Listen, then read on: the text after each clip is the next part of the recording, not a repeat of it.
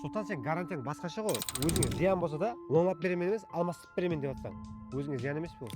Расул қара, қазір бүгінгі күнде құяш панель базары үлкейіп келатырды. Бұның ішінде көпшілік сервис deyapti. Hamda bizlerden so'raydigan bo'lsa, biz 2 yil garantiya berib turibmiz. 2 yilning ichida buzilib qolsa, тазасына алмастырып береміз. Бұл дегені біз өзіміз үшін сіздің үйге жақсы сатып қойып береміз. Себебі 2 мәрте үйіңізге айланып баратын болсақ, біз бая көрген пайдамызды өздеріміз жеп қоямыз. Бұл өздеріміздің тәжірибеге һәм брендке ісенген халда сондай гарантия беріп жатырмыз. Сервис деген қандай болады? Үйіңізде мысалы инвентор бұзылып қалатын болса, оны сервис орайына жібереміз. Өткенде бір адам бұзылып қалды, біз орын тазасын басып бердік, һәм ол 2,5-3 айда сервистен айланып келді. Мысалы үшін енді көз алдына келтір, сенің үйіңде құяш панель бар, бұзылып қалды, 2,5-3 ай істемей тұрса, разы боласың ба, наразы боласың ба? Наразы боламын. Әне, сондайда соның үшін біз халыққа елде сапалдап қойып беру үшін бағасы аз-маз қымбат болса да 2 жылдың ішінде алмастырып береміз деген ұсынысты беріп қойдық. Сізде құяш панель құрдыруда қандай қорқынышлар бар, ямаса сізде қандай ұсыныстар бар, пікірлеріңізді комментария қалдырыңыз. Видеоға лайк басып, ойланып жүрген таныстарыңызға жіберіп қойыңыз.